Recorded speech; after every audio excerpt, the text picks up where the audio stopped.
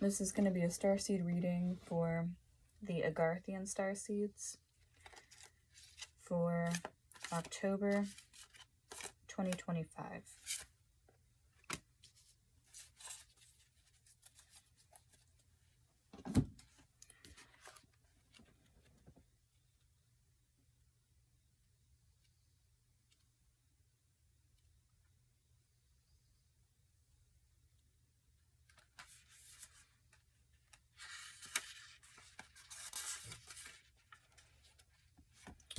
So you got 20.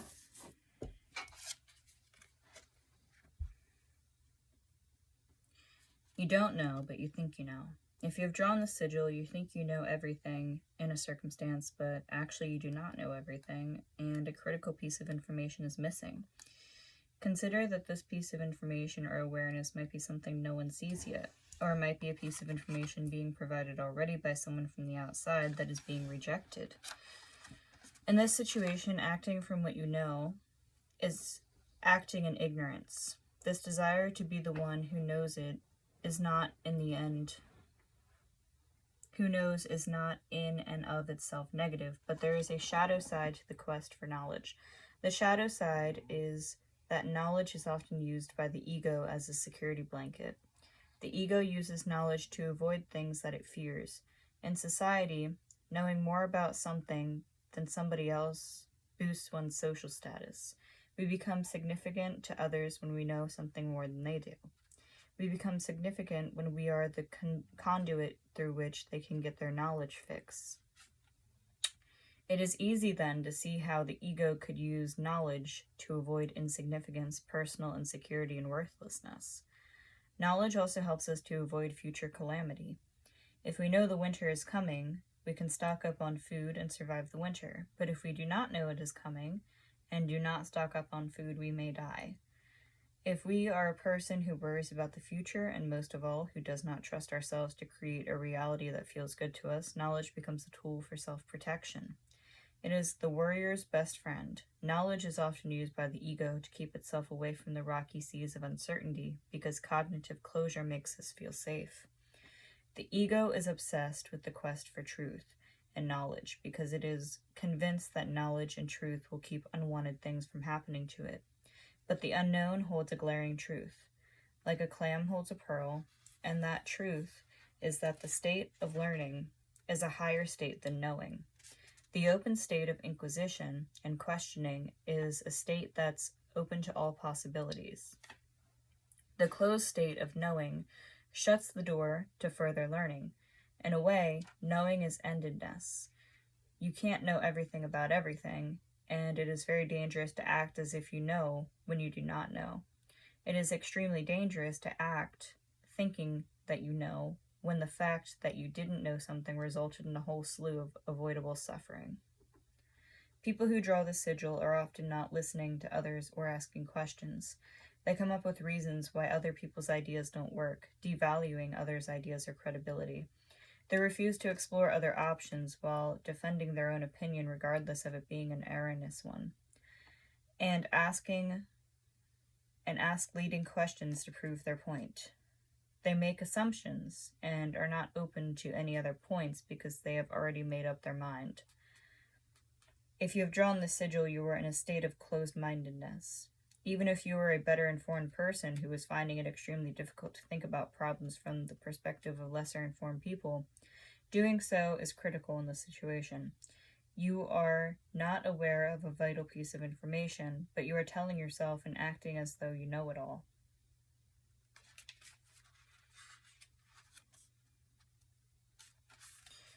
And you also got the 17, which is blame. If you have drawn this sigil, you are blaming others and blaming circumstances instead of clearly seeing what you were thinking, saying, and doing to create the situation at hand.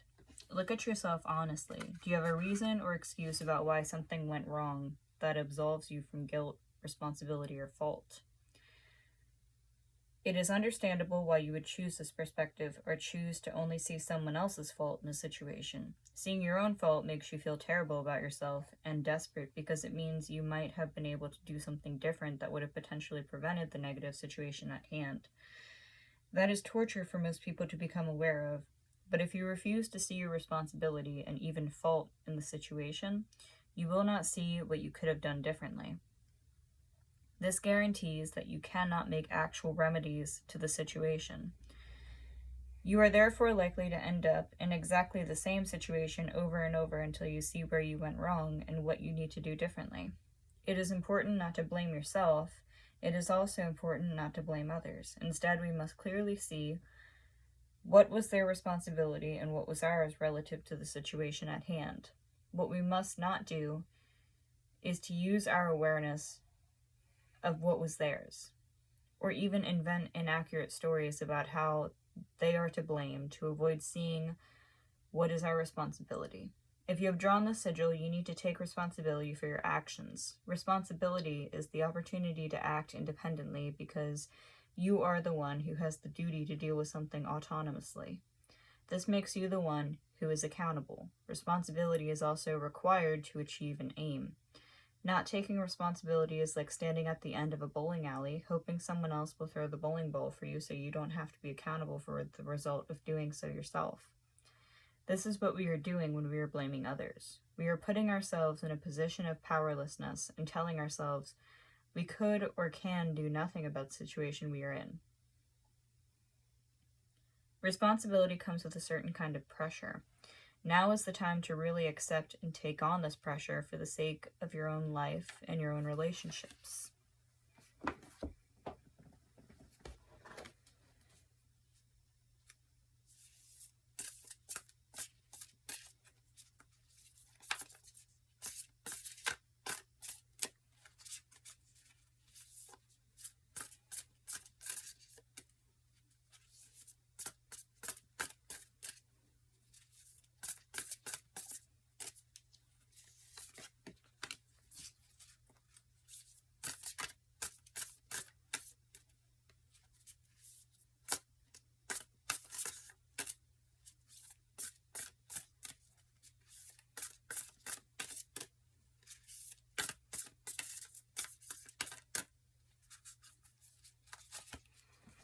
So you have time to heal on top. And thought power is what came out. The power of thought has literally no limitations. Parents and their children, husbands and wives, and longtime partners are known to finish each other's sentences or utter identical words at the same time. We laugh when this happens, putting it down to coincidence, but could it be something more? How can we explain when family members just know when something's wrong with one another? Why is it that people simply think of someone they haven't seen in a long time only to run into them later that day? One can't just put this down to luck or fate. It's actually what's known as telepathy, the ability to send and receive messages and information through the mind without the use of one's physical senses. Typically, most mediums communicate with the spirit world using telepathy, which is a form of mental mediumship. The energy of thought is a spiritual power, and this ability is fueled by the power of love. To strengthen your telepathic ability, you can ask a friend to help you with the following exercise. Have them choose a photo, a number, a color, or an image from another room or location. Then have them send you mentally what they chose. Just relax and be open and receptive. Give off exactly what you receive. It sounds simple, but the more you practice, the stronger your communication with the spirit world can become.